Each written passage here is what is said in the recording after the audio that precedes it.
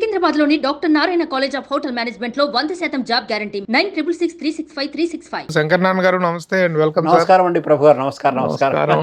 అసలు ఈనాడులో మీ ప్రవేశం ఎలాగని? ఈనాడంటే నేను మొత్తం 50 ఉద్యోగాలు చేశానండి. సార్ ఒక ఉద్యోగమే 50 సంవత్సరాలు చేస్తారు. 50 ఉద్యోగాలు ఇటు రామోజీరావు గారు దాసరి నారాయణరావు సినిమాలు ఈటీవీలో ప్రదర్శిస్తూ చివరిలో దాసరి నారాయణరావు అనే పేరు తీసేస్తారు. ఒక పిల్ల చేస్తలాగా ఉండేది. అది తప్పే. మీకు ఒక విషయం చెప్పాలి. ఎన్టీ రామారావును గెలిపించిన చేతితోటే ఆయన గెలవగానే ఇక మీకు నాకు సంబంధం లేదు, మీరు ముఖ్యమంత్రి, నేను పత్రికవాడిని, నాకు సంబంధం లేదని చెప్పాడు.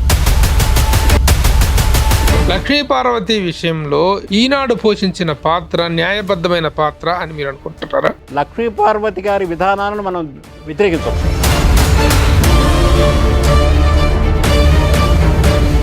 సార్ ఇంకొక బయట ఉన్నటువంటి విపరీతమైనటువంటి విమర్శ ఏంటంటే అక్కడ ఒక సామాజిక వర్గానికి చెందిన వాళ్ళకే అవకాశాలు అనేటువంటిది బయట ఎవరైనా చెప్పుకునేది. దానికి మీరు ఇచ్చే వివరణ ఏంటి?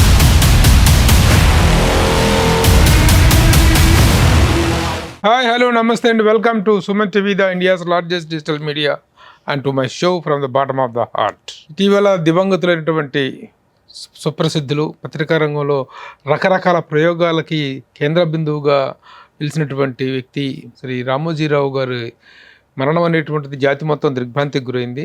అయితే వారి జీవన విధానంలో వారి ఎలాంటి పరిస్థితుల్లో పత్రికలు పెట్టారు, ఎలా నడిపారు, వారి మోడస్ ఆపరెండా ఎలా ఉంటుంది, ఇవన్నీ చాలామందికి తెలియవు. చాలా ఆసక్తికరమైనటువంటి విషయాలు రామోజీరావు గారి గురించి తెలుసుకోవాల్సినటువంటివి ఉన్నాయి. రకరకాల అభిప్రాయాలు ఉన్నాయి ఆయన మీద. అయితే కొంతమంది మాత్రమే ఆయనకు అత్యంత సన్నిహితమైన కోటరీలోకి వెళ్ళగలిగారు. అందరూ ఆయన దగ్గరగా ఉండటం, దగ్గరగా ఆయన్ని పరిశీలించడం కానీ, ఆయనతో పరిచయం ఉండటం కానీ జరిగేది కాదు. అయితే ఆయనతో అత్యంత సన్నిహితంగా ఉంటూ ఆయన మీదే సటైర్లు వేసి, ఆయన్నే నవ్వించి, ఆయన మీద జోకులు వేయగలిగినటువంటి స్వతంత్రం ఉన్నటువంటి ఒక సీనియర్ జర్నలిస్ట్ ఇప్పుడు మనతో ఉన్నారు. వారే హాస్య బ్రహ్మ శంకరనారాయణ గారు. శంకరనారాయణ గారు నమస్తే అండ్ వెల్కమ్. నమస్కారం అండి ప్రభు గారు. నమస్కారం. హాస్య బ్రహ్మగా మిమ్మల్ని చాలా సందర్భాల్లో చాలా వేదికల మీద చూడటం జరిగింది సార్. అవునండి. మీ హాస్య చతురత, మీలోని రచయిత, మిమ్మల్ని గురించి నేను కొత్తగా చెప్పాల్సినది. ఒక్కసారి హాస్య బ్రహ్మ శంకరనారాయణ గారు అని యూట్యూబ్లో కనుక కొట్టినట్టయితే మీకు కొన్ని వందల వీడియోలు మీకు దర్శనమిస్తాయి. అలాగే ఎన్నెన్నో 70 పుస్తకాలు రచించారు. డాక్టరేట్ 2 యూనివర్సిటీ డాక్టరేట్ తీసుకున్నారు. ఆయన మీద ఎన్నెన్నో పరిశోధన వ్యాసాలు రాసి డాక్టరేట్లు పొందినటువంటి వాళ్ళు ఉన్నారు. సో ఒక సీనియర్ మోస్ట్ జర్నలిస్టు, అలాగే హాస్యావధాని అండ్ ఆల్రౌండ్ పర్ఫార్మర్ అని చెప్పుకోవాలి ఆయన్ని, శంకరనారాయణ గారి గురించి. అలాంటి శంకరనారాయణ గారు రామోజీరావు గారికి అత్యంత సన్నిహితంగా ఉన్నారు. వారి ఇటీవల దివంగతులు అయిన తర్వాత ఆయన గురించి చాలా ఆసక్తికరమైన విషయాలు యూట్యూబ్లో రకరకాలు వస్తుంటాయి. కానీ వాస్తవాలు ఏమిటనేటువంటి వారి గురించి తెలుసుకుందాం. ఎలా మీకు రామోజీరావు గారితో ఈ సాన్నిహిత్యం అనేటువంటిది, మీరు 28 ఏళ్ళు దాదాపు 24 ఏళ్ళు చేశాను. 24 ఏళ్ళు ఈనాడులో జాబ్. అవునండి. ఆయన ఇంటర్వ్యూ చేశారా మిమ్మల్ని? అంటే మామూలుగా అడుగుతుంటారు. ఒకసారి విజయవాడ వెళ్ళేటప్పుడు నన్ను రమ్మని, శంకరనారాయణ నీ జోకులు చెప్పు, వింటాను, అందుకోసం వస్తున్నాను కారులో. అసలు ఈనాడులో మీ ప్రవేశం ఎలాగని? ఈనాడంటే నేను మొత్తం 50 ఉద్యోగాలు చేశానండి. 50 ఉద్యోగాలు. సార్ నన్ను చూస్తే ఎవరు 50 ఉద్యోగాలు? ఉద్యోగాలు 50 సంవత్సరాలు చేస్తారు. ఒక ఉద్యోగమే 50 సంవత్సరాలు చేస్తారు. 50 ఉద్యోగాలు 50 ఉద్యోగాలు చేశానండి. నేను ఎక్కడా స్థిరంగా లేరు. స్థిరంగా ఉండను నన్ను ఎవరు అనుకోరు. కానీ ఒక్కరోజు ఉద్యోగం చేసినా కూడా ఉన్నాయి. కానీ ఈనాడులో 24 ఏళ్ళు 2 సార్లు కలిపి, ఓసారి 8.5 ఏళ్ళు, ఇంకోసారి 15 సంవత్సరాలు, మొత్తం 24 ఏళ్ళు చేశా. రామోజీరావు గారు నువ్వు జీవితాంతం ఇక్కడ ఉండాలని కూడా అన్నారు. నువ్వు బతుకున్నంత ఇక్కడ పనిచేయాలన్నారండి. ఆయన 82వ సంవత్సరం మార్చి 3వ తారీఖున ఆయన దగ్గర నేను చేరా. ఈనాడులో ట్రైనింగ్గా చేరానండి. ట్రైనింగ్ పీరియడ్ కాగానే నన్ను జనరల్ డెస్క్, ఫస్ట్ పేజీ పెట్టేది కూడా అదే, ఆ జనరల్ డెస్క్ ఇన్ఛార్జ్ చేశారండి నన్ను. నేను అంతకుముందు ఉద్యోగాలు మారి అలసిపోయి చివరకు దీంట్లోకి వచ్చాను. అంటే 275 రూపాయలు నా జీతం ఉన్న రోజుల్లో టీచర్గా పనిచేస్తున్నప్పుడు ఈ ఉద్యోగం వచ్చింది. ఈనాడులో 600 రూపాయలు. అది కూడా ఓ రోజు నన్ను, ఏంటి శంకరనారాయణ అంటే, ఏముందండి మీ దగ్గర 600 రూపాయలకు చేరానన్నా. ఆయన ఏమన్నారు తెలుసా, నాకంటే నువ్వు బెటర్ కదా, నేను 250గా చేరాను ఢిల్లీలో అన్నాడు. రిటార్ట్ ఇవ్వడంలో మాత్రం చాలా గొప్పవాడు. చాలా మంది ఉట్టి బిజినెస్ మ్యాన్ అనుకుంటారు. కానీ ఆయనలో హాస్య చతురత ఉందండి, సెన్స్ ఆఫ్ హ్యూమర్, సమయస్ఫూర్తి భాష, మంచి ఆర్టిస్ట్ కూడా ఆయన. ఫస్ట్ ఆర్టిస్ట్, బొమ్మలు వేస్తారు. అయ్యో చిత్రకారులు, గొప్ప ఆర్టిస్ట్ ఆయన. ఆయన చాలా మంది రాయరు వీరు అనుకుంటారు. మన పేపర్లో అక్షర యోధులు వస్తే ఏమి యోధులు ఇట్లా అనుకుంటారు. కానీ ఆయన మంచి చమత్కారంగా కూడా రాయగలడండి. రాయగలడు, ప్రతి అక్షరం చదువుతాడు. ఆయన వ్యసనం ఏంటంటే పత్రికలు చదవడం. ఆయన ఛాంబర్లో కూడా టీవీ ఛానల్స్ ఎప్పుడు టీవీ చూస్తుంటాడు, పేపర్ చదువుతుంటాడు. చదవడము, చూడటము అదే ప్రధానమైన వ్యాపారం. మీరు దీంట్లో జీనాల్లో చేరక ముందు తర్వాత దాదాపు 50 ఉద్యోగాలు చేశారు కదా. దీన్ని బట్టి అర్థం అవుతుంది మీకు ఒక స్థిరత్వం లేదు, స్థిరంగా ఒక చోట ఉండరు అనేటువంటి విషయం. అలాంటి అస్థిరమైనటువంటి వ్యక్తి 50 జాబులు మాని ఈనాడులో 24 సంవత్సరాలు చేయటం అనేటువంటిది ఎలా సాధ్యపడింది మీకు? ఎందువల్ల అంటే 2 సార్లు ఉన్నానండి. ఒకసారి 8 నెలలు, ఒకసారి 10 నెలలు చెప్పాను. అంటే ఎట్లా ఉండగలిగారు? బయట అంత అన్సర్టన్ గా ఉన్న మీరు ఇక్కడ ఇందులో ఇంత సర్టన్ గా ఎలా సెటిల్ అయ్యారు? మీరు నన్ను విమర్శించినా పర్వాలేదు, నేను జీతమే జీవితం అనుకున్నాను. చాలా మంది జీతం వేరు జీవితం వేరు అనుకుంటారు, కానీ జీతమే జీవితం. అట్లా ఈనాడులో ఉన్న తర్వాత ప్రశాంతత కోసం బయటకు వచ్చానండి. కేవలం ప్రశాంతత కోసం. నాకు మీద ఎటువంటి కంప్లైంట్ లేదు. పొద్దున ఇవాళ రాత్రి 2 గంటల వరకు డ్యూటీ చేసి నా అలవాటు ఏంటంటే అక్కడే అంటే భోజనం చేసేవాడిని, తింటూ పేపర్ చదివాడు ఫస్ట్ కాపీ. ఆ చదువుతుంటే ఏదైనా తప్పు వస్తే ప్రింటింగ్ ఆపేసి ఆ తప్పు దిద్ది ఆ మెషిన్ మీద ప్లేట్ ఎక్కించి అది నేను మళ్ళీ వచ్చి తినేవాడిని. అట్లా ఆ ముందు రాత్రి కూడా చేసి పొద్దున్నే 10 రిజైన్ చేసి ఆంధ్రపత్రిక వెళ్ళానండి. ఎందుకంటే అందరూ మిత్రపోయారు. అది కాదు, మీరు ఇందాక చెప్పిన దాంట్లో ప్రశాంతత కోసం వెళ్ళాను అనేటువంటిది. అవును, ఈనాడులో జాబ్ అనేటువంటిది గవర్నమెంట్ జాబ్తో పాటు ఒక సెక్యూరిటీ జాబ్ లాగా అనేటువంటిది అభిప్రాయం అందరిలో ఉంది. కానీ ప్రశాంతత లేదనా ఉద్దేశం మీరు చెప్పండి? అంటే జర్నలిజమే ప్రశాంతత లేని పని. ఎప్పుడు ఏ న్యూస్ వస్తుందో మనకు తెలియదు, అది ఎట్లా రాయాలో తెలియదు. పైన ఇన్ఛార్జ్ అయిన వాడికి ఏంటంటే దాని ప్రయారిటీ ప్రకారం చేయాలి. ఇప్పుడు ఒకే రోజు నేను ఇందిరాగాంధీ చనిపోయిన రోజు నేను ఇన్ఛార్జిని, అదే రోజు రాజీవ్ గాంధీ ప్రైమ్ మినిస్టర్ అయ్యాడు. అంతే కదా, సాయంత్రం పొద్దున చచ్చిపోయి సాయంత్రం ప్రైమ్ మినిస్టర్ అయ్యాడు. ఏమండి, ఒక ప్రధానమంత్రి చచ్చిపోతే ముఖ్యమైన వార్త కదా. మరి ఒక దేశానికి ప్రధానమంత్రి అయితే, భారతదేశం నాటి దేశానికి అది ప్రధానమైన వార్త కదా. మరి ఏది పైన వేయాలి, ఏది కింద వేయాలి? ఇందిరాగాంధీ చచ్చిపోయింది పైన వేసాను, కింద రాజీవ్ గాంధీ ప్రమాణ స్వీకారం ప్రధానమంత్రిగా. ఇది ఏ న్యూస్ వస్తుందో తెలియదు. మరి పక్కన మర్నాడు ఏ పేపర్లో ఏ వస్తుందో తెలియదు, ఇస్తారో తెలియదు. మరి ఏదైనా తేడా వస్తే రామోజీరావు గారు పట్టుకుంటారు. ఇవన్నీ టెన్షన్లు కదా. ఆ ప్రశాంతత కోసం నేను బయటకు వచ్చాను. అది ఎక్కడికి వెళ్ళినా ఉంటుంది కదా, జర్నలిస్ట్ అనేవాడు. ఈనాడు ఇక్కడ వదిలేసి వెళ్ళిపోయారంటే ఆంధ్ర పత్రికలకు, ఆంధ్ర ప్రాపకి వెళ్ళారా? ఇప్పుడు నేను ఆంధ్ర పత్రిక వెళ్ళాను. పత్రిక వెళ్ళారు, అందులో 15 రోజులు ఉంది. అసలు ప్రశాంతత పోవడం అప్పుడే మొదలైంది. కరెక్ట్ గా అదే ఏ ప్రశాంతత కోసం వెళ్ళారు, ఆ పోవడం అప్పుడే మొదలైంది. అది అంటే ఇప్పుడు రామోజీరావు గారికి సమాధానం చెప్పాల్సి వచ్చుద్దన్న భయంతో, ఆ టెన్షన్ తోనే. అంతేగాని ఆయనతో మీ అనుబంధానికి అలాంటప్పుడు అలా ఇలాంటి పిచ్చి నిర్ణయం కదా అది. మీరు వయసులో పెద్దవారు, మిమ్మల్ని తప్పే ఉంది. పిచ్చివాడిని పిచ్చేది తప్పే ఉంది. అంటే యూ హావ్ రికగ్నైజ్డ్ వెల్. ఇప్పుడు మనిషి గుర్తుపట్టడం, వాల్యూ కట్టడం అనేది అది తప్పేం కాదు కదండి. పిచ్చి పిచ్చి ఏ పిచ్చి లేదనుకుంటే అదే పెద్ద పిచ్చి అన్నారు కదా, అచ్చమైన పిచ్చి అని. విశాఖపట్నంలో ఎయిర్పోర్ట్ లో, సార్ మిమ్మల్ని ఈ ఊళ్ళో మీ ఊరు కాదు సార్ మీద అన్నాడు. అంటే నేను ఎప్పుడు పిచ్చి ఆసుపత్రిలో కనపడలేదని అంటున్నావన్నా. సార్ అసలు ఆయన పత్రికా రంగంలో ఆయన ఎన్ని సంచలనాలు సృష్టించారు రామోజీరావు గారు. అవును, పత్రికా పరంగా అంత నిరంకుశుడు అని కూడా అంటారు. ఎంతవరకు నిజం? అవును, ఆయన ఒకటండి, ఆయన వర్క్ అంటే ఆ వర్క్ సరిగ్గా లేకపోతే కొడుకును కూడా క్షమించాడు, సుమన్ గారిని కూడా క్షమించలేదు.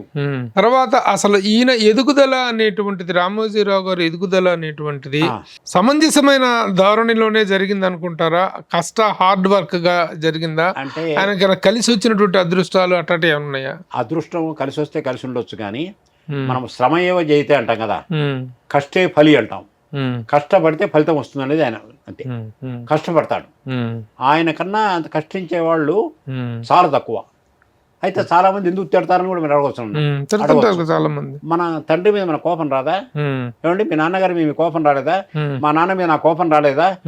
అంత మాత్రాన వాళ్ళు మన క్షేమం కోరి చెప్పుండొచ్చు, అయినా సరే మన కోపం వస్తుంది. భారవి లాంటి వాడు పైన ఇచ్చి నా తండ్రి మీద బండరాయి అయిపోయాడు తండ్రి మీద కోపంతో. ఆయన మన క్షేమం గురించి, తన బిజినెస్ గురించి కూడా ఆయన నిస్వార్థంగా చేశారని నేను చెప్పను. మనం బాగుండాలి, పేపర్ బాగుండాలి, ఆ సంస్థలు బాగుండాలి. ఆ స్ట్రిక్ట్నెస్ మనం తట్టుకోలేము. అది అంతే. అదొకటి ఏంటంటే ఒక్క నిమిషం కూడా ఎప్పుడు లేట్గా రాలేదండి ఆయన. Literally 1 minute. సొంత ఆఫీసులో ఆయన గంట ఆలస్యంగా వస్తే మాత్రం ఎవరిని అడుగుతారా? కానీ నో, ఒక్క నిమిషం కూడా ఇప్పుడు రాలేదు. పంక్చువాలిటీ ఆయన నేర్పింది అందరికి కూడా. ఆయన బహుముఖ ప్రజ్ఞాశాలి అని అంటాం. అన్ని రంగాల్లో కూడా ఆయన అద్భుత విజయాలు సాధించారు. ఆయన్ని మీరు ఒక పత్రికాధిపతిగా గౌరవిస్తారా, ఒక స్టూడియో అధినేతగా గౌరవిస్తారా, నిర్మాతగానా? ఏ యాంగిల్లో ఆయన ద టాప్ పర్సనాలిటీ అంటే ఏం చెప్తారు? ఆయన అన్నిట్లో గౌరవించాలి, అన్ని విషయాల్లో ఎంతో భయపడాల్సింది. ఎందుకంటే మెయిన్లీ ఈనాడు. ఆయన అన్నాడు, శంకర్ నారాయణ, ఈనాడు అంటే నాకు ప్రాణం, ఈనాడు కోసం ఏమైనా చేస్తాను, నువ్వు చెప్పు చేస్తానన్నాడు. అంటే చెప్తారు, నాకు స్పోర్ట్స్ రావు, నేను మొత్తం పేపర్ మొత్తాన్ని ఇన్ఛార్జిగా చేశాను, నాకు స్పోర్ట్స్ రావు, మరి స్పోర్ట్స్ తప్పు వస్తే ఎట్లా? అందువల్ల మీరు నా స్వార్థం కోసమే అడిగారు. నేను పై స్వార్థం అని చెప్పలేదు సార్. స్పోర్ట్స్ బాగా అభిమానం అందరికి, స్పోర్ట్స్ డ్రెస్ కావాలి అని అడిగా.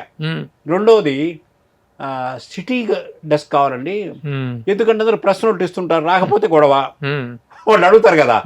అందువల్ల ఒకరిని పెట్టేసి ఇన్ఛార్జి పెట్టేస్తే వాళ్ళు చూసుకుంటారు కదా. సిటీ డెస్క్ పెట్టాలండి, సిటీ న్యూస్ అని చెప్తే స్పోర్ట్స్ డెస్క్, సిటీ డెస్క్ 2 పెట్టారు. ఆయన నిరంకుశుడు అంటే కొన్నిసార్లు చెప్తారండి, చర్చ అంటాడు. చర్చ అంటే మనం చర్చించవచ్చు, అప్పుడు ఫ్రీగా మనం ఏమైనా అడగచ్చు కూడా, ఏమైనా చెప్పొచ్చు కూడా, దానికి చర్చ అంటాడు. అంటాడు ప్రతిరోజు మీటింగ్స్ ఉంటాయండి ఆయనతో? ప్రతిరోజు ఉండవు. ఆయన ప్రతిరోజు కూడా ఆ పేపర్ మీద కామెంట్స్ రాస్తాడండి. బాగుంటే బాగుందని రాస్తాడు. నేను 100కు పైన ఆర్టికల్స్కు గుడ్ అని, వెరీ గుడ్ అని, శభాష్ అని అట్లా రాశారు. రాసినా కూడా ఏం రాస్తారన్న భయం ఉంటుందిగా. ఒకసారి మీటింగ్ జరిగితే శంకర్ నారాయణ మన ఈనాడు అభివృద్ధి చెందడానికి ఏమైనా సలహాలు ఇవ్వండి అన్నాడు. అంటే నేనేమన్నానంటే, ఆయన కామెంట్స్ అంటే మా అందరికి భయం, అందరికి భయమే. చైర్మన్ గారు ఏం రాస్తారో అంటే పేపర్ పొద్దున్నే చదివి వాటి మీద ఐటమ్ మీద కామెంట్స్ రాసి 3:30కు వస్తుంది పేపర్. తెల్లవారుజాము 3:30 తెప్పించుకుంటాడు. ప్రింట్ కాగానే మొట్టమొదటి కాపీ. ఓహో. ఆయన అన్నాడు, నా జీవితం పొద్దున పేపర్ చదవడంతో మొదలయ్యి రాత్రి అప్పుడు ఫస్ట్ స్టేషన్ 10ంటికి వచ్చేది. ఆ పేపర్ చదవడంతో ఎండ్ అవుతుందని చెప్పాడు. ఓసారి అడిగాడు, పేపర్ డెవలప్ కావాలంటే ఏం చేయాలని. మీరు కామెంట్స్ రాయడం మానేయండి అని చెప్పా. అందులో పూర్తిగా మా స్వార్థమే. అంటే ఏంటి ఎందుకన్నాడు, మీరేమో నిన్నటి పేపర్ మీద రాస్తారు, కామెంట్స్ బాగాలేదు బాగుందని రాస్తారు, మేము రేపటి పేపర్ తయారు చేస్తుంటాం, అంతే కదా. రేపు చూడటం కోసం పాఠకులు మేము పేపర్ తయారు చేస్తుంటాం. మీరేమో నిన్న రాసిన పేపర్ మీద తప్పులు ఎవడాగాడిదా ఎవడు ఇది రాసిందని చెప్పి మీరు తిడుతూ రాస్తారు. మా మనసులో ఆ భయం ఉంటుంది, రేపటి పేపర్ చెడిపోతుంది, అంతే కదా సార్. ఫ్రీ మైండ్ లేకపోతే మనము సరిగ్గా చేయలేం కదా. కాబట్టి మీరు పేపర్స్ అది మానేస్తే బాగుంటుందన్న. అంటే ఏమన్నా అంటే మరి వేరే పేపర్లు బాగుంటున్నాయి, మంది బాగుంటం లేదన్నాడు. అంటే నేనున్నాను, మేమేమో మీ గురించి ఆలోచిస్తున్నాము, పేపర్ దెబ్బతింటుంది. వేరే పేపర్లో వాళ్ళేమో రీడర్స్ గురించి ఆలోచిస్తున్నారు, పాఠకుల గురించి, అది బాగుంటున్నాయి. మేము మీ గురించి ఆలోచిస్తున్న వాళ్ళు పేపర్ దెబ్బతింటుందన్న నేను. అంటే ఏమన్నా తెలుసా, మీరు రీడర్స్ గురించి ఆలోచిస్తే అంతకంటే నాకు కావాల్సింది ఏముందని వెంటనే మాట మార్చాడు. మీరు నా గురించి ఆలోచించండి, నేను రీడర్స్ గురించి ఆలోచించుకుంటాను. ఏదేమైనా మొత్తానికి పత్రికల రంగంలో అవును ఒక విలువలు, అవును ఒక స్టాండర్డ్స్ అవును అనేటువంటివి వాటిని నెలకొల్పినటువంటి వ్యక్తులు కాపాడినవాడు ఆయనే. ఇంకో సంగతి ఏంటంటే, రిపోర్టర్స్ వెంటబడుతున్నారు ఇప్పుడు అందరు కూడా, అడ్వర్టైజ్మెంట్ దాండి మీకు కమిషన్ ఇస్తాము అని. నో, ఆయన ఎప్పుడు ఏ రిపోర్టర్ నువ్వు అడ్వర్టైజ్మెంట్ తీసుకురమండు. అట్లాగే రిపోర్టర్స్ టార్గెట్స్ పెడుతున్నారు. నో టార్గెట్, నువ్వు న్యూస్ రాయడం బాగా రాయి అంతే, కరెక్ట్ రాయి అంతే, అట్టా పెట్టడు. అట్లాగే సర్క్యులేషన్ వాళ్ళు వచ్చి, సార్ ఇది పెడితే పేపర్ సర్క్యులేషన్ పెరుగుతుంది అన్నారు అనుకో, ఇది రాస్తే బాగుంటుందని. నీ పని ఇది కాదు, నువ్వు ఏదైనా సరే అమ్మడం నీకు చేత కావాలి అంటాడు. మేము వెళ్ళి సర్క్యులేషన్కి ఇది ఉపయోగపడుతుందంటే ఆయన ఒప్పుకోడు. నువ్వు బాగా రాయడం నీకు ముఖ్యం, మిగిలిన విషయం నేను చూసుకుంటా. బాగుంటే సర్క్యులేషన్ పెరుగుతుంది. అటు ఎవరి డ్యూటీ వాళ్ళని చేయమంటారు. కర్మణ్యేవాధికారస్తే మా ఫలేషు కదాచన, ఎవరి పని వాడు చేయాలంతే. సార్ అక్కడ ఈనాడు అనేటువంటిది ఒక పెద్ద వ్యవస్థ. అవును. బాసిజం అనేటువంటిది ఏ స్థాయిలో ఉండేది? అంటే ప్రతి ఎంప్లాయీ పై ఎంప్లాయీకి భయపడుతూనే ఉండుతూ పనిచేసే పరిస్థితి ఉండేది. బాసిజం అనేది మనిషి స్వభావంలో ఉంటుంది. భార్య మీద భర్త బాసిజం చూపిస్తాడు, తల్లిదండ్రులు పిల్లల మీద బాసిజం చూపిస్తారు. అక్కడ మాత్రం అండి ఈనాడులో అక్కడ అందరినీ భయపెట్టేవాడు రామోజీరావు గారి. రామోజీరావు గారు ఏమంటారో అని చెప్పి భయపెట్టేవాళ్ళు ఉండొచ్చు, కానీ కింద వాళ్ళు ఆయన ఉన్నంత వరకు ఆయన ఏమంటాడో అనేది భయం. సుప్రీంకోర్టు చీఫ్ జస్టిస్ లాగా అంతే. అంతే, అట్లా ఇదే ఉండదు. అంటే ఆయన బాసిజం కావచ్చు, ఆయన డిక్టేటర్షిప్ కావచ్చు, ఏదైనా it is for the welfare and for the good of the magazine. 100%. వ్యక్తిగతంగా ఆయన శైలి ఎలా ఉంటుందండి? వ్యక్తులతో పరిచయాలు కానీ లేకపోతే ఒక ఫ్రెండ్లీగా ఉంటాం కానీ అది ఏముంటుంది? ఆయన మంచి క్లోజ్ కూడా ఉంటాడు. అందరితో క్లోజ్గా ఉంటాడంటే ఉండకపోవచ్చు. చాలా గంభీరమైన మనిషి, సీరియస్గా ఉంటే నాతో అంటే కాస్త జోకులు నా వల్ల కొంత ఆయన ఉండొచ్చు. ఒకసారి ఏమన్నా అంటే పేపర్ బాగుంటలేదు, నేను వచ్చి పని చేయమంటారా అన్నాడు రామోజీరావు గారు. అప్పుడు నేను ఇన్ఛార్జిని. నేను వచ్చి పని చేయమంటారా అన్నాడు. నేనేమన్నా తెలుసా, మీరు డే షిఫ్ట్లో వస్తారా నైట్ షిఫ్ట్లో వస్తారని అడిగా. ఆయన అడుగుతారండి ఎవరన్నా? అడుగుతారా? అందరికంటే నాకు ఎక్కువ భయం తెలుసా, అందరికంటే నాకు మనసులో గడగడ వణుకుతారేమో. కానీ మాట్లాడటం మొదలుపెట్టిన తర్వాత ఇంకా వాక్ స్వాతంత్రం. మీరు డే షిఫ్ట్కి వస్తా డే షిఫ్ట్కి వచ్చి పని చేస్తారా నైట్ షిఫ్ట్కి వచ్చి పని చేస్తారా అని అడిగా. ఏంటి శంకర్ అట్లా అంటున్నావు అన్నాడు. ఏముందండి మీరు ఏమంటే వేస్తాం, పొద్దున్నే మానేస్తాం అన్నాడు. అలా ఆయన ప్రతిదీ కూడా ఆయన టేబుల్ మీదకి వచ్చిన కాగితంలో ఒక్క లైన్ కూడా వదలండి, చదువుతాడు. ఆయన అన్నాడు, నన్ను ఇబ్బంది పెట్టాలన్నా నన్ను శిక్షించాలంటే ఒకటే మార్గము, పేపర్లు చదవకూడదని చెప్తే సార్ అన్నాడు. 60 పేపర్ చదివేవాడు ఆ రోజులు. అంటే మన పేపర్ కాకుండా అన్ని పేపర్, అయ్యో ఈనాడు కాకుండా అన్ని. అయ్యో చాలా మందికి ఆయన చదివే మ్యాగజైన్ల పేర్లు కూడా తెలియవు. ఫారిన్ మ్యాగజైన్స్ అంతా ఎంత ఒరిజినాలిటీ ఉందో పట్టేసే గుణం కూడా ఉందండి ఆయన. ఫారిన్ మ్యాగజైన్స్ వచ్చేవి, ఇప్పట్లాగా నెట్లో విని లేవు కదా, వాటిల్లో ఇది బాగుంది రాయమనేవాడు ఆ ఫారిన్ మ్యాగజైన్స్లోవి. అందువల్ల ఈనాడు వెరైటీగా ఉండడానికి కారణం. ఈనాడు ఎడిటోరియల్ కంటెంట్ వైజ్ కానీ లేకపోతే పాఠకులకు ఇచ్చేటువంటి శీర్షికల్లో ఇచ్చేటువంటి ఎడిటోరియల్ వాల్యూస్ వీటన్నిటి గురించి మనం కొత్తగా చెప్పుకోవాల్సింది లేదు. అయితే ఈనాడు పాలసీ అనేటువంటిది ఒకటి ఉంటుంది. The policy of A magazine as a paper is altogether different from the editorial content, రకరకాల శీర్షికలు, జనరంజకమైనటువంటి ఐటమ్స్ని పెట్టడం అనేటువంటిది. అయితే ప్రభుత్వాన్ని శాసించేటువంటి ఒక రాజగురు అనేటువంటి ఒకటి ఆయనకు ఉంది ఆల్రెడీ.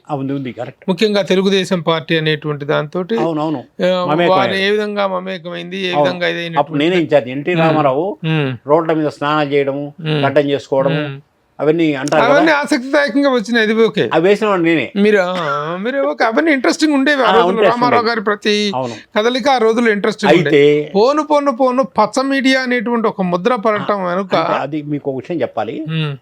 ఎన్టీ రామారావును గెలిపించిన చేత్తోటే ఆయన గెలవగానే ఇక మీకు నాకు సంబంధం లేదు, మీరు ముఖ్యమంత్రి, నేను పత్రిక వాడిని, నాకు సంబంధం లేదని చెప్పాడు.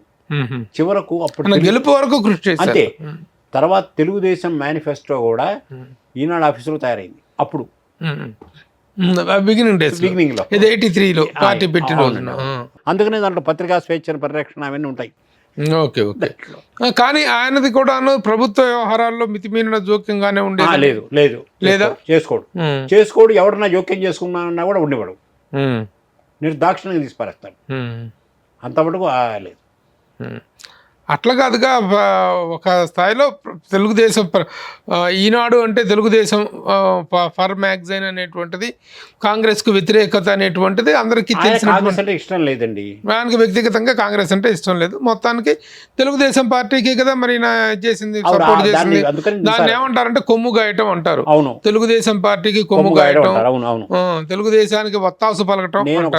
మరి కొమ్ము గాయటం, ఒత్తాసు పలకటం అనేటువంటి జరిగినప్పుడు పాత్రికేయ విలువలు అనేటువంటి వాటి గురించి వాటికి వీటికి మధ్య క్లాష్ అనేటువంటిది ఉందిగా.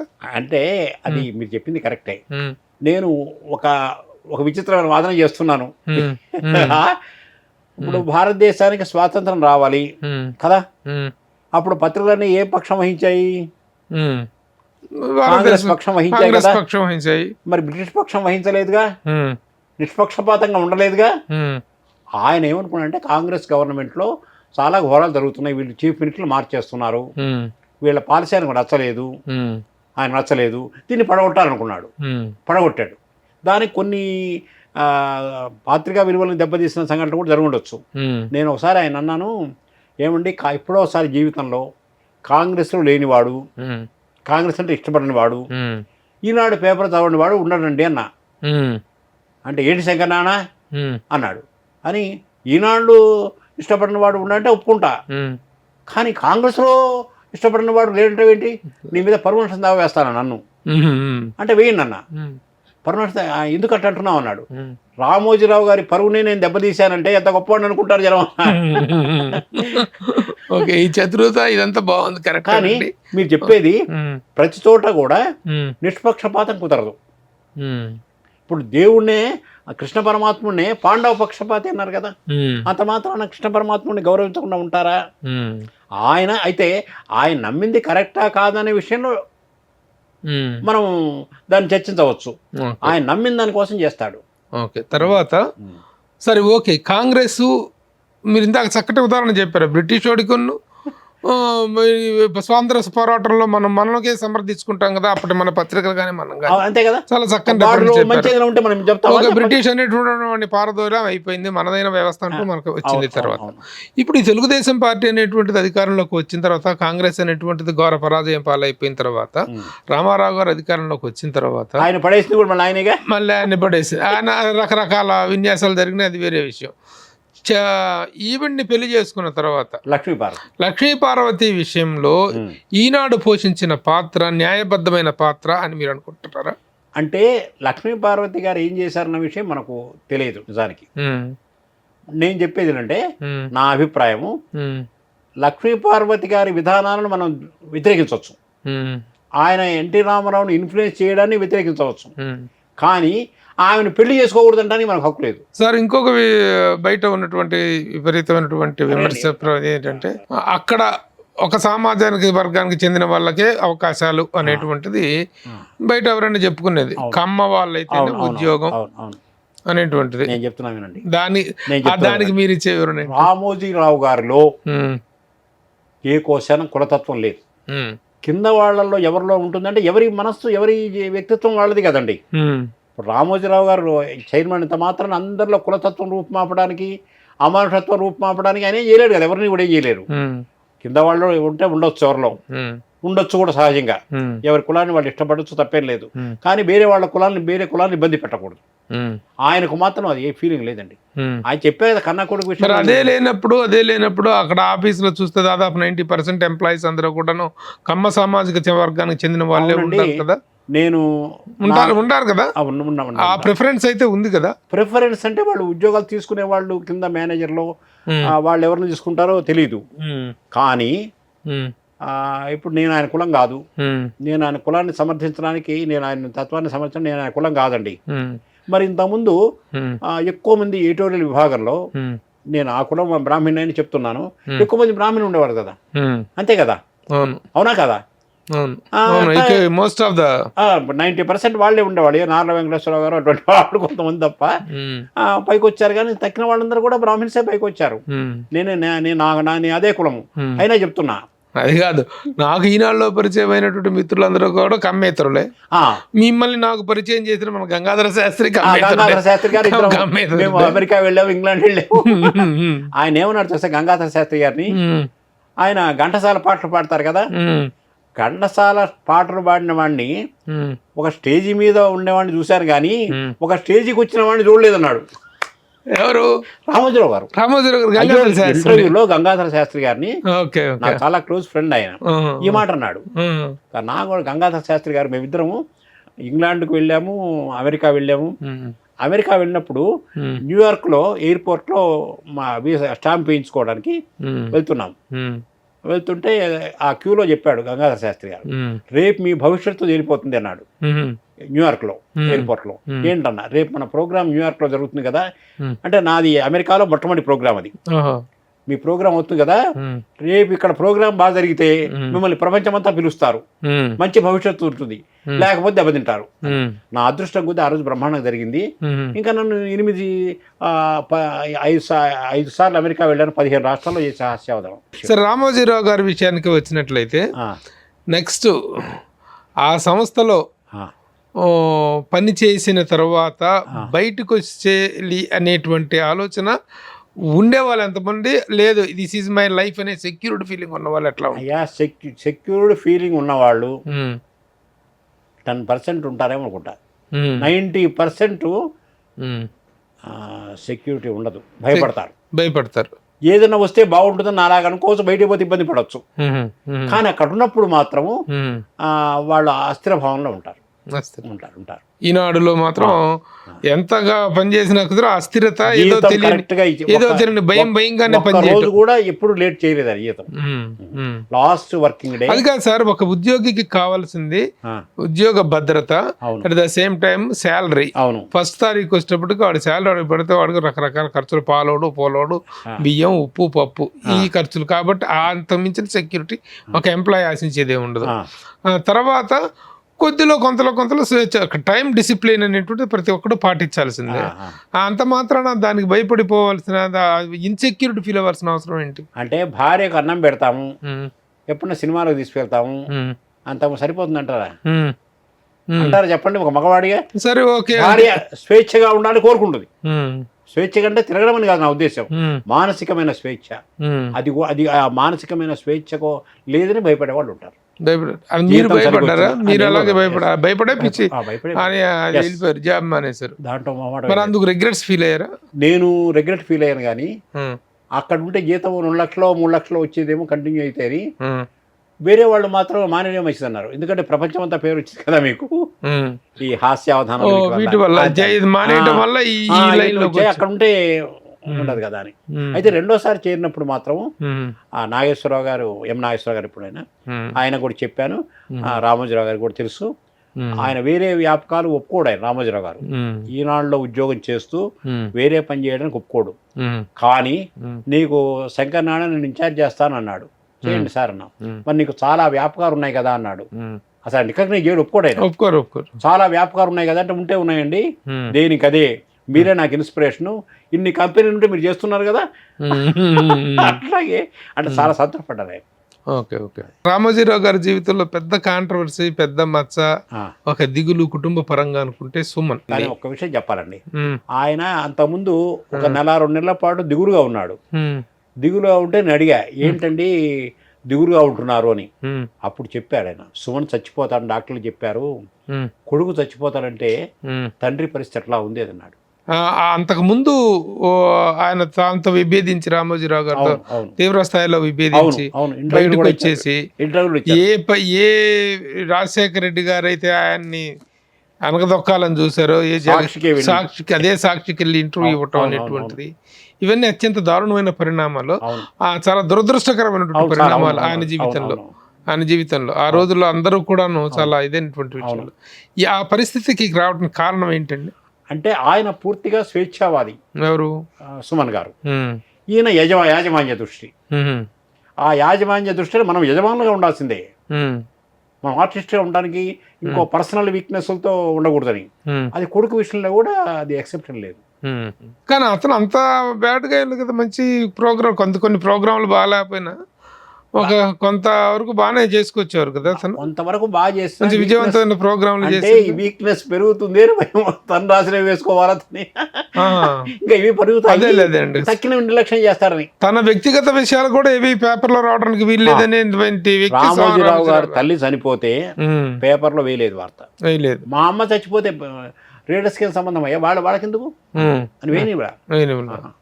అలాంటి వ్యక్తి ఈ యొక్క ఏకంగా ఛానల్ పెట్టేసి ఇచ్చేస్తానంటే ఆయన ఒప్పుకునేవారు కాదు. చనిపోయిన తర్వాత శంకరనారాయణ సుమన్ ఎట్లా రాసేవాడు, ఏదన్నా మాట మిస్ అయితే ఐడియా తట్టకపోతే ఖాళీ స్పేస్ వదిలేసి తర్వాత పూర్తి చేసేవాడు తప్ప ఒక్క కుట్టివేత కూడా లేదయ్యా అని అన్నాడు. ప్రేమ లేక కాదు, కానీ ఆయన పాలసీ అది. ఆ పాలసీలో డీవియేషన్ కానీ ఏముండదు. ఈ గొడవ జరిగిన తర్వాత తనకి క్యాన్సర్ అని బయటపడిందా? క్యాన్సర్ గొడవ ఈ రెండు ప్యారల్ గా, అది నాకు కరెక్ట్ ప్యారల్ గా జరిగినాయి. తెలియదు, అది తెలియదు, చాలా మందికి తెలియదు. కానీ ఆయనకు భక్తి చిన్నప్పుడు ఉండేది, మరీ చిన్నప్పుడు. ఎవరికి? రామోజీరావు గారికి. గుడివాడ తెలుసు కదా మీకు, గుడివాడ దగ్గర కామాక్షమ్మ గుడి ఉందండి. ఈయన 10 ఏళ్ళు చిన్న అంతకు ముందు ఆ గుడికి వెళ్ళి దండం పెట్టుకుంటేవాడు. ఎవడి మీద కోపం వస్తే వాడంతా దేల్చారనే టైపు చిన్నప్పటి నుంచి కూడా. పక్కన పిల్లల మీద కోపం వస్తే వాడంతా దేల్చారని చెప్పి 5 కొబ్బరికాయలు కొట్టేవాడు. ఆ గుడివాడలో ఉంటుంది, గుడివాడ అవుట్స్కట్స్ లో బేతవాడు చెరువు అని ఉంటుంది, ఆ చెరువు దగ్గర ఉంటుంది. వెళ్ళి చూసా, అక్కడ వెళ్ళి కొబ్బరికాయలు కొట్టేవాడు. 5 కొబ్బరికాయలు కొడితే వాడు అవుట్ అవుట్ అంటే వాడు దెబ్బతినేవాడు. అది నాకు చెప్పాడు ఆయన. చెప్తే ఎక్కడండి, నేను వెళ్ళి చూస్తానన్నా, నేను కూడా కొట్టేస్తానని. మీరెవరిని అవుట్ చేద్దాం అనుకున్నారు? నేను చూద్దాం అనిపించింది, ఆశ్చర్యం అనిపించింది. మీరు నమ్మరండి ప్రభు గారు, మర్నాడే గుడివాడ నుంచి ఆఫీసర్స్ క్లబ్ ప్రెసిడెంట్, ఇప్పుడు గుడివాడలో ఉన్నారు, గోగినేని వెంకటరత్నం గారిని, జెంట్ స్పెషలిస్ట్, గుడివాడలో ఉంటారు. ఆయన నాకు పరిచయం లేదు, ఏమీ లేదు. ఆయన నా ఫోన్ నెంబర్ సంపాదించి ఫోన్ చేసి, మీరు ఆఫీసర్స్ క్లబ్ లో హాస్యావధానం చేయాలండి, మీరు ఎంత ఇస్తా ఉన్నాడు. నేనన్నాను మర్నాడే, నేను ఇప్పుడు ఆ రోజు రామోజీరావు గారు చెప్తే చెప్పండి, నేను వెళ్ళి చూసి వస్తానన్నా. నిజానికి ఆ ఉద్దేశం లేదు నాకు, ఊరికి అన్నా. మర్నాడు నేను చెప్తే మీరు కామాక్షమ్మ గుడి చూపిస్తారా అన్న. అది దాన్నే ఉందండి, మా ఊళ్ళోనే కదా అన్నాడు. వెళ్ళి చూసి వచ్చారండి. ఆ గుడి మహత్యం కలిగి అప్పుడు 100 ఏళ్ళది గుడికి దాదాపుగా. ఓకే ఓకే ఓకే చెప్పండి. తర్వాత ఇక్కడ రామోజీరావు గారు ఈ మీద ఉన్నటువంటి మరి ఒక ప్రధానమైనటువంటి ఆరోపణలు ఆయన రచ్చకెక్కించినటువంటి విషయం మార్గదర్శి వివాదంలో ఆయన రాజశేఖర రెడ్డి గారు ప్రోద్బలం అయితే కానీ ఆయన దాని మీద చేసినటువంటి ఇది కానీ, ఆయనకి ఇవాగా ఇదిగా చేసినటువంటి వ్యక్తి మన ఎంపీ గారు రాజమండ్రి ఉండవల్లి అరుణ్ కుమార్ గారు. వాటిల్లో నిష్పక్షపాతం గురించి మాట్లాడమంటే మీరేం చెప్తారండి? రామోజీరావు గారు అది ఆర్థిక విషయాలు లోతుపాతం నాకు తెలియదు. రాజశేఖర రెడ్డి గారి ఆ విషయంలో ఒకటి చెప్తాను. రాజశేఖర రెడ్డి గారు ఒక పెన్ ఇచ్చాడు ఆయనకు, పెన్ ప్రజెంట్ చేశారండి. ఈ వర్త్ ఆయనకి ఇవ్వాలి శంకరనారాయణ ఎలాగైనా అన్నాడు. మార్గదర్శి విషయం వస్తే నాకు అవి ఆ ఫీల్డ్ గురించి నాకు తెలియదు.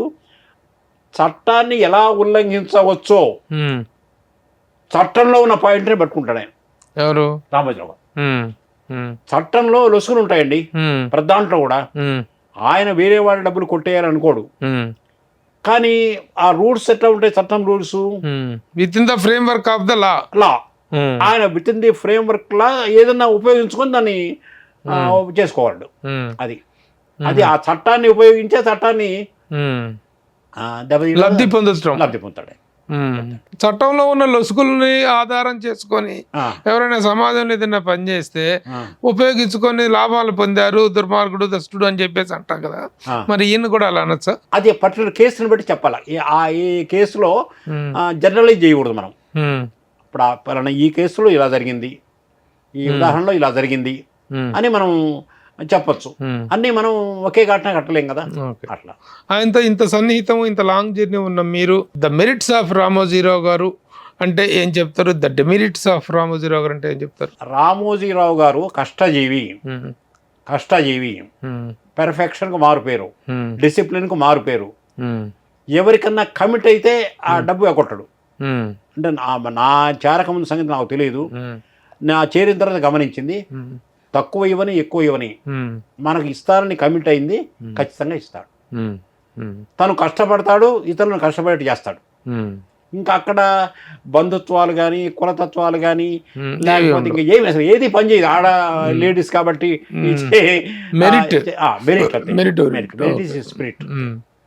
ఇవి గొప్ప క్వాలిటీస్. అవునవును. What is the demerits of Ramoji Rao గారు అంటే ఏం చెప్తారు? డిమెరిట్స్ అంటే ఒకసారి తను నమ్మిందే నిజం అనుకుంటాడు, ఇంకా దాని గురించి రెండో వైపు కూడా ఉంటుంది అని ఆలోచించారు ఒకసారి.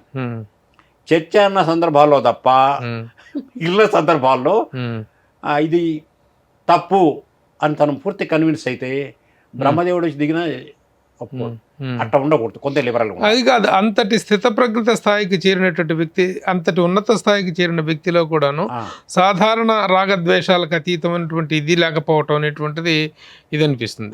ఒక ఉదాహరణ నేను చెప్తాను. నేను చెప్పండి, మీరు నేను కూడా చెప్తాను. ఇప్పుడు మామూలుగా వ్యక్తిగతంగా గొడవలు వస్తుంటాయి. ఇప్పుడు రామోజీరావు గారికి చివరి దశలో రామారావు గారిని చంద్రబాబు నాయుడు సపోర్ట్ చేశాడనేటువంటి బాధలు ఆయనకు ఉన్నది. అలాగే పెద్ద పెద్ద వ్యక్తులతో ఆయన జర్నీలో ఎవరితో రావచ్చు. ఆ విధంగా ఆయన విభేదించిన తీవ్ర స్థాయిలో విభేదం పొందినటువంటి వ్యక్తి దాసరి నారాయణరావు గారు. అవును, దాసరి నారాయణరావు గారితో విభేదం వస్తే అవును కొట్టుకోండి, తెలుసుకోండి, ఏమేం చేసుకోండి. దాసరి నారాయణరావు సినిమాలు ఈటీవీలో ప్రదర్శిస్తూ చివరిలో దాసరి నారాయణరావు అనే పేరు తీసేస్తాడు. ఒక పిల్ల చేష్టలాగా ఉండేది. అది తప్పే. నాకు ఒక విషయంలో చాలా బాధ కలిగినటువంటి విషయాన్ని ఒక పత్రికా రంగ మిత్రుడుగా మీతో షేర్ చేసుకుంటున్నానండి. ఎస్పి బాలసుబ్రహ్మణ్యం గారు చనిపోతే దానికి కారణం రామోజీరావు గారిని మన మీడియా వాడే ఎవడో యూజ్లెస్ ఫెలో ఆయన మీద కోపంతో ఎవడో మన మీడియాలో విపరీతంగా సర్క్యులేట్ చేశారు. కేవలం బానిసలాగా వాడి ఎస్పి బాలసుబ్రహ్మణ్యం అది కాదంట, ఆయన కాంట్రాక్ట్ పాడుతా తీగ కాంట్రాక్ట్ పాడించుకున్నాడు. నువ్వు ఈ ప్రోగ్రామ్ చేసే వెళ్ళిపోతేనే ఇది, లేకపోతే నేను ఊరుకోనని చెప్పేసి ఆయన మీద బలవంతంగా ఆయనతో ప్రోగ్రామ్ చేయిస్తూ అప్పుడు ఆయనలో కరోనా ప్రవీలయ్యి చచ్చిపోయాడు. రామోజీరావు బాలసుబ్రహ్మణ్యం ఉసురు తీసింది రామోజీరావే అని మన మీడియాలో ఒకడెవడో విపరీతంగా సర్క్యులేట్ చేస్తాడు. అదే పత్రికా స్వేచ్ఛను దుర్వినియోగం చేయడం. సో మన వీటిలో సోషల్ మీడియాలో విపరీతంగా చేశారు. అసలు ఆ ప్రోగ్రామ్స్ కి రామోజీరావు గారికి అస్సలు సంబంధం ఉండదు. స్థాయి కాదు, పాడుతా తీయ ప్రోగ్రామ్ అనేటువంటి మొత్తం మేనేజర్లు చూసుకుంటారు. అవును, వాళ్ళకి డేట్ ఇల్లు ఇచ్చుకుంటారు, వీళ్ళ మేనేజర్ వాళ్ళ మేనేజర్ మాట్లాడుకుంటారు. లేదండి అట్లాంటిది అలాంటి మహానుభావుడైనటువంటి వ్యక్తి మీద ఇలాంటి నిరాధారణ ఆరోపణలు చేయటం. బాలసుబ్రహ్మణ్యం గారికి రామోజీరావు గారి విపరీతమైన అభిమానం ఉంది, అంతే తప్ప కాళ్ళ కూడా సార్ దండం పెట్టినట్టున్నాడు. అలాంటప్పుడు దండం పెట్టమని చెప్తాడు రామోజీరావు గారు. మరి అది లేదు, ఇంకా దొరికాడు కదా అని చెప్పి ప్రతి దాంట్లో అన్నమని దుర్మార్గం. అది మన పత్రికల వాళ్ళలో కూడా ఆ రాక్షస లక్షణాలు కొన్ని ఉన్నాయి. ఉన్నదే మన మీడియాలో ఉన్నాయి, ఇవి చాలా ఉన్నాయి కదా, వక్ర భాష్యాలు చాలా ఉన్నాయి. కానీ అది వేరే విషయం. సరే, ఇంతకీ ఈనాడు మొత్తం వదిలేసి వచ్చిన తర్వాతనే మీ అవధాన కార్యక్రమం ప్రపంచవ్యాప్తంగా చేయటం. మళ్ళీ ఈనాడులో చేరాను కదా, ఈనాడులో చేరి కూడా చేశాను కదా. ఈనాడులో చేరి అమెరికా వెళ్ళాను. శంకరనారాయణ అమెరికా వెళ్ళొచ్చావా బాగున్నావా అట్లా అన్నాడు. అదేం లేదు. మీరు రిటైర్ అయింది ఈనాడు నుంచేనా? రిటైర్ అయిన తర్వాత కూడా 5.5 ఏళ్ళు ఎక్స్టెన్షన్లో ఉన్నానండి. కరోనా టైంలో మానుకుంది నేను. ఒకసారి ఇది చెప్పాలి, ఏంటి శంకరనారాయణ దిగులుగా ఉన్నావు అన్నాడు. ఏముందండి, వాడు నాడీ జ్యోతిష్యం చూపించానండి, వాడు 92 ఏళ్ళు బతుకుతాడు అన్నాడండి. 92 ఏళ్ళు బతకడం కన్నా నరకమే ఉందండి అన్న. అప్పుడు నా పక్కన జాస్తి విష్ణు గారు ఉన్నారు, ఆయన ఇంకా పనిచేస్తున్నారు. నీ వయసు ఎంత శంకరనారాయణ అన్నాడు. 57 అన్నా. విష్ణు 92లో 57 తీసేసి ఎంత వస్తుందో చెప్పన్నాడు. అంటే 35 అన్నాడు. 35 ఏళ్ళు శంకరనారాయణ మన దగ్గర చేస్తాడన్నాడు. అన్నాడండి మహానుభావుడు. అట్లాగే నేను రిటైర్ అయిన తర్వాత కూడా 6 సార్లు ఎక్స్టెన్షన్ ఇచ్చారు. కరోనాలో నేనే మానేశానండి. చివరిగా రామోజీరావు గారి గురించిన ప్రస్తావనలో లాస్ట్ టాపిక్ ఏంటంటే, చెప్పండి. ఒక సామ్రాజ్యాన్ని సృష్టించారు. అవునండి, అవును. ఒక పత్రికా రంగంలో కానీ, చిత్ర నిర్మాణ రంగంలో కానీ, ఫిలిం సిటీ కానీ, ప్రియా పచ్చళ్ళు కానీ, అన్ని రంగాల్లో అది 1-2 విషయాల్లో తప్పితే అన్నిట్లో ఆయన గొప్ప విజయం సాధించారు. Now who is the Ramoji Rao of Eenadu compound అంటే ఏం చెప్తారు? కొడుక, కోడల, మనవడా? ఎవరు? మనవడు చిన్నవాడు, కొడుకు అనేది వెరీ డిసిప్లిన్డ్. ఆయన కూడా పేరు కిరణ్ గారు. ఎంత డిసిప్లిన్ అంటే, ఓసారి అని అడిగాను, మాతో కూడా చైర్మన్ గారు అంటాడు తప్ప మా నాన్న అండు. నేను ఎవరితోనైనా ఒకే రకంగా మాట్లాడతాను సార్, ఉమ్. నాకు ధైర్యం ఏం లేదు. అదే అదే ఆ నోరు నోరు నేనేమన్నానంటే, ఏమండి చైర్మన్ గారు అంటారేంటి, మా నాన్నగారు అనొచ్చు కదా, మా డాడీ అనొచ్చు కదా, ఉమ్. ఉమ్. చైర్మన్ గారు అంటారేంటి అని అడిగా. ఇంట్లో కూడా నేను చైర్మన్ గానే చూస్తాన్నాడు. ఉమ్. కాబట్టి ఆయన పెద్ద ఒక వ్యవస్థను ఏర్పాటు చేశాడు. ఉమ్. దాన్ని కాపాడుకుంటే చాలు, ఉమ్. అది వాళ్ళు చేయగలరు. ఉమ్. అందులో ఇప్పుడు శైలజా కిరణ్ గారు కూడా మార్గదర్శనం బాగా డెవలప్ చేశారు కదా. ఓకే. అన్నట్టు ఇప్పుడు ఆ కుటుంబంలో అందరూ ఒకటే కదా, అదే అదే అందరు కలిసి చేసుకుంటారు, ఏం పర్వాలేదు. ఇప్పుడు అయితే ఆయన లేని లోటు ఎవరు తీర్చలేరు, తెరచలేరు. అది ఎవరైనా కాకపోతే ప్రతి ఒక్కరికి ఏంటంటే ఇంత పెద్ద సామ్రాజ్యం ఏమవుతుంది అనేటువంటి ఒక ఆందోళన, భయం. ఎందుకంటే కొన్ని వేల కుటుంబాలు ఆధారపడినటువంటి వ్యవస్థ ఈ రోజు. గోయంగా ఉన్నట్టుగా ఇప్పుడు ఇండియన్ ఎక్స్ప్రెస్ లేదు కదా. ఇండియన్ ఎక్స్ప్రెస్ ఉంది, ఇప్పటికీ ఉంది. ఆంధ్రప్రభ ఉంది, వాళ్ళ అంటే చేతులు మారాయి అనుకోండి. ఇండియన్ ఎక్స్ప్రెస్ వాళ్ళ చేతిలోనే ఉంది, కానీ గోయంగా ఉన్నట్టుగా లేదు కదా. అట్టా లేని అంత మహానుభావుడు లేని లోటు ఖచ్చితంగా కనపడుతుంది. ధీరుబాయి లేనట్టుగా లేదు కదా. మరి కొడుకులే కదా, అంబానీల సామ్రాజ్యం ఉంది, ఆ తేడా కనపడుతుందండి ఖచ్చితంగా. ఆయన అంటే హిమాలయ శిఖరం, అలాంటి వాడు లేని లోటు కనిపిస్తుంది. అయితే కాలానుగుణ్యంగా మారుతూ ఉంటుంది. దీని భవిష్యత్తు ఎవరు చెప్పలేరు కదా, ఇంకా కూడా ఇంప్రూవ్ కావచ్చు. ఒక్కోసారి ఆ పిల్లలు అంతకంటే కూడా అద్భుతంగా చేయవచ్చు, చెయ్యలేరుని మాత్రం అప్డేటెడ్ కావచ్చు ఇంకా మరి కాబట్టి. శైలజ గారు కూడాను మార్గదర్శి చేశారు, కానీ చాలా ఇబ్బందులు పడ్డారు కదండి పడ్డారు చివరి రోజుల్లో. కోర్టుల వల్ల వాటి వల్ల చాలా ఇబ్బందులు పడ్డారు. సరే, ఓకే. రామోజీరావు గారితో మీ అనుబంధం విషయం పక్కన పెట్టేస్తే, మీరు వ్యక్తిగతంగా హాస్య బ్రహ్మ అవునండి శంకరనారాయణ గారిగా మీ ప్రస్థానం ఎలా సాగుతుంది? నేను 38 ఏళ్ళు జర్నలిస్ట్గా ఉన్నాను, రిటైర్ అయ్యాను, దాంట్లో లేను. ఇప్పుడు చాలామంది నన్ను నేను పొలిటికల్ జర్నలిస్ట్నే ప్రధానంగా, అంటే అందరి మీద రాశాను. ఈనాడులో కూడా 13 సంవత్సరాలు నేను కాలమిస్టును, ఆంధ్రప్రభలో కాలమిస్టును. అవన్నీ ఫన్ గన్ అని రాజకీయ నాయకుల మీద ఫన్ గన్ రాసిన దాని మీదనే కూడా రీసెర్చ్ చేశారు. ఇప్పుడు నన్ను చాలామంది రాయమని అడుగుతున్నారు, కానీ ఏం రాయాలో అర్థం కావడం లేదు. వాళ్ళ బూతులు కరెక్ట్ అని రాయాలా, వీళ్ళ బూతులు కరెక్ట్ లేదు. అయితే ఇప్పుడు కాస్త ఇంకా తేడా వచ్చి ఉండొచ్చు. మొన్నటి వరకు ఎలక్షన్ల ముందు వరకు అట్లే ఉంది కదా పరిస్థితి, అంతే కదా. అందువల్ల నాది వ్యంగ్యం ఎలాగా అంటే వ్యంగ్యానికంటే బూతులు ఇంకా బాగా పాపులర్ కదా.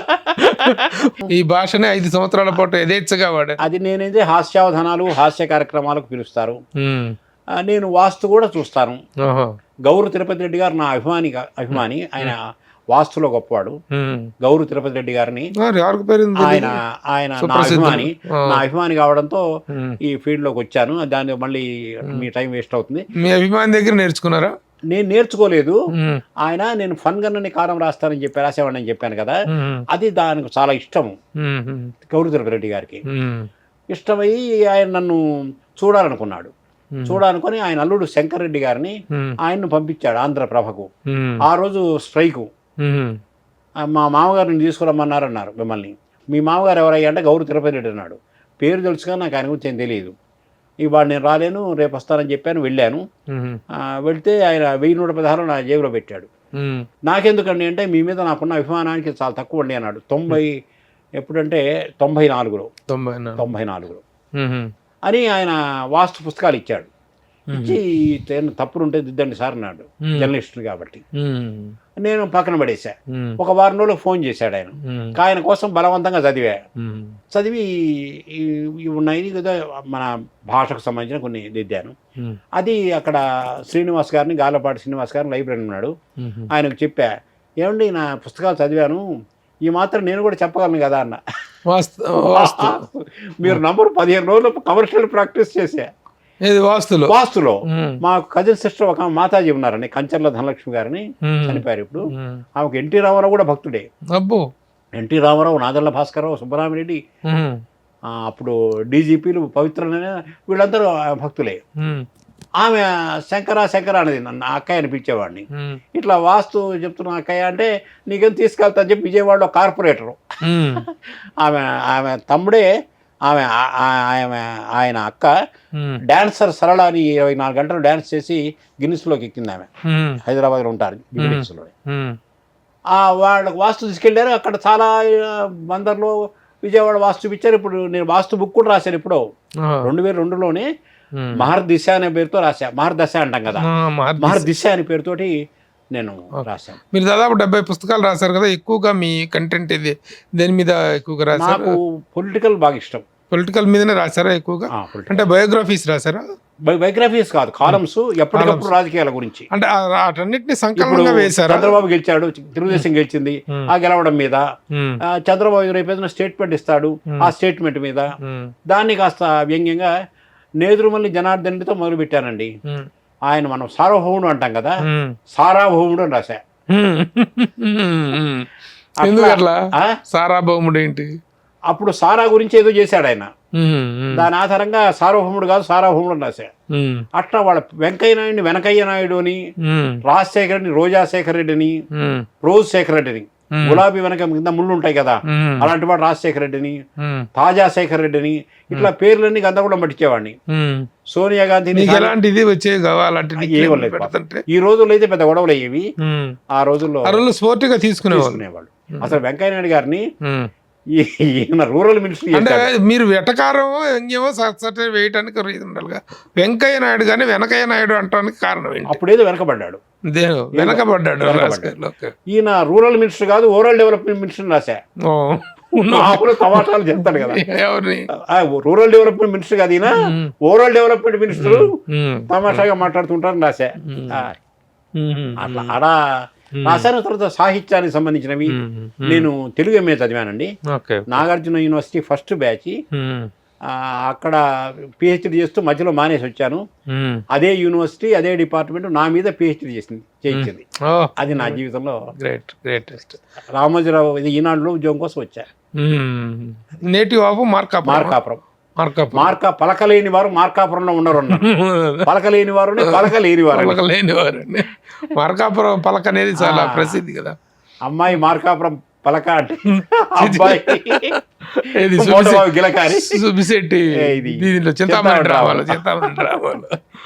Very good. ప్రస్తుత వ్యాపకం ఏంటి సార్? ప్రస్తుత వ్యాపకము హాస్యావధానాలు, హాస్య కార్యక్రమాలు. హాస్యావధానం అంటే మీరు పెయిడ్ ప్రోగ్రాములు చేస్తారా? పెయిడే, ఫ్రీ కాదు. ఎంత ఛార్జ్ చేస్తారు? అది వాళ్ళకు మనకిచ్చే విలువను బట్టి, వాళ్ళ ఆర్థిక పరిస్థితిని బట్టి, పిలిచే ప్లేస్ను బట్టి అట్లా. ఇప్పుడు మొన్న ఉగాదికి నవ్విస్తారన్న గ్యారంటీ ఏంటి? వాళ్ళు నవ్వుతారన్న గ్యారంటీ వాళ్ళు ఇవ్వాలి. మనకు ఇవ్వకపోయినా మనకు డబ్బు వస్తున్న గ్యారంటీ ఉంటుంది. మీరు పొద్దుటూరు తెలుసా మీకు? పొద్దుటూరు కడప జిల్లా. అక్కడ నా హాస్యావధానం ఏర్పాటు చేశారు ఫన్ క్లబ్ వాళ్ళు పేపర్లో వేశారండి. శంకరనారాయణ గారి కార్యక్రమంలో నవ్వని వాళ్ళకు 10,000 ఇస్తాము అని. వాళ్ళకి ఎవరికి 10,000 ఇవ్వాలి, వాళ్ళు నవ్వారు. మీరు అన్నదానికి ఉదాహరణ అది. ఇప్పుడు మమ్మల్ని నవ్వించే ప్రయత్నం చేయగలరా? నేను నా జోక్ లాగా వరల్డ్ మొత్తం పాపులర్ అయిన జోక్ ఒకటి ఉందండి. భార్యనేమో ల్యాండ్ లైన్ లాంటిది, గర్ల్ ఫ్రెండ్ ఏమో సెల్ ఫోన్ లాంటిది. ఇది అందరికి తెలుసు, 1,000,000 మంది చూశారు. అది నేను వివరించి చెప్పను. నా మోహన్ నేను శంకరనారాయణ అనగానే భార్యాభర్తల జోకులని వస్తుంది. ఎయిడ్స్ కి మందు లేదంటే భార్యనేమో ల్యాండ్ లైన్ ఫోన్ లాంటిది, గర్ల్ ఫ్రెండ్ ఏమో సెల్ ఫోన్ లాంటిది. ఎందుకంట? భార్య ల్యాండ్ లైన్, ప్రియురాలేమో సెల్ ఫోన్. సెల్ ఫోన్ కు 2 కనెక్షన్లు ఉంటాయి, 3 కనెక్షన్లు ఉండొచ్చు.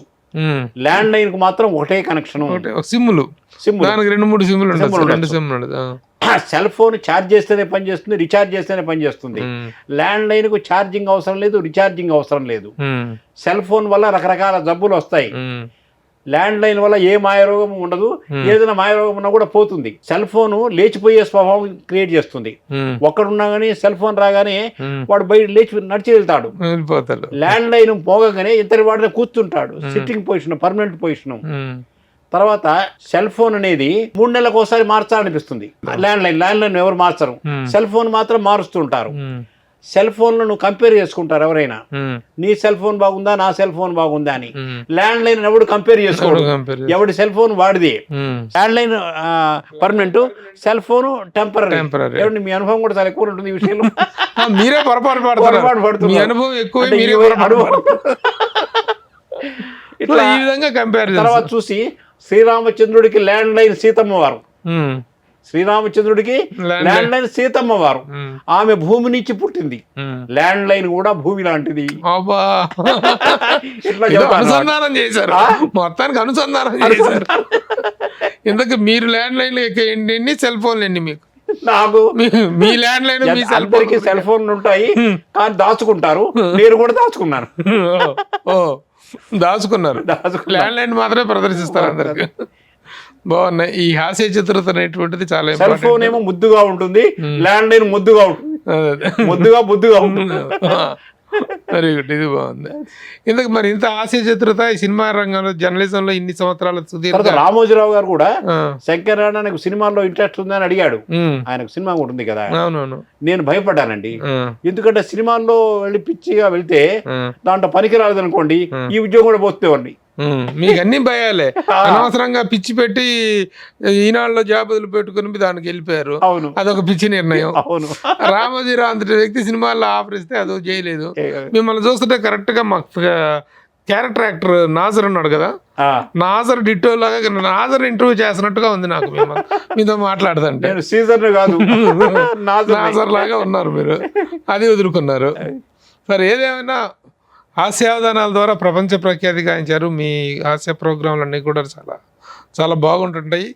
ఎన్నో సందర్భాల్లో మీ ప్రోగ్రాంలు కూడా చూడటం జరిగింది ప్రత్యక్షంగా. ఇవాళ మీతో పరిచయం సంతోషం అండి. చాలా సాక్షాత్తు ప్రజాస్వామ్యంలో ప్రభువు చూసినట్టే ఉంది. Thank you. మిమ్మల్ని నాకు పరిచయం చేసిన మిత్రుడు గంగాధర శాస్త్రికి కృతజ్ఞతలు తెలియజేస్తూ మరొక సందర్భంలో మీతో సరదాగా ఇలాంటి, ఎందుకంటే దీనికి లిమిట్లెస్ సబ్జెక్ట్స్ ఇవన్నీ, హాస్యం కానీ రాజకీయాలు కానీ ఇవన్నీ అన్లిమిటెడ్ ఇది అనమాట. కాబట్టి మనం ఎనీ టైం మళ్ళీ మాట్లాడుకోవచ్చు. ఈసారి మాతో ఇంత టైం స్పేర్ చేసినందుకు థ్యాంక్ యూ. ముఖ్యంగా రామోజీరావు గారి గురించి చాలా విలువైన విషయాలు చెప్పారండి. మీరు నిష్పక్షపాతంగా చెప్పారు, ఆయనతో ఉన్న సాన్నిహిత్యాన్ని చెప్పారు, ఆయనలో ఉన్న డిఫరెంట్ కోణాల గురించి మనం మాట్లాడుకున్నాం. ఏది ఏమైనా అండి, మన పత్రికా ప్రపంచం కానీ, మన పారిశ్రామిక రంగం కానీ, మన వ్యాపార రంగంలో కానీ అలాంటి ఒక ఐడియల్ పర్సనాలిటీ, అలాంటి ఒక గొప్ప దిగ్గజం ఉండటం అనేటువంటిది, ఆయన సాధించినటువంటి విజయాలు ప్రతి ఒక్కరికి కూడా స్ఫూర్తిదాయకం. Very inspiring person, very great personality of our Indian నేషన్లో, ఒక వ్యాపార అన్ని విధాలుగా కూడాను. ఆయన వ్యక్తితో ఆయనతో అంత సన్నిహితంగా ఉన్నటువంటిందుకు మిమ్మల్ని అభినందిస్తూ థ్యాంక్ యూ వెరీ మచ్. నమస్కారం అండి. నమస్కారం. మీరు సుమనస్సుతో, మంచి మనస్సుతో సుమన్ టీవీలో, నాకు ఆ సుమన్ టీవీ అంటే చాలా ఇష్టమైన టీవీ.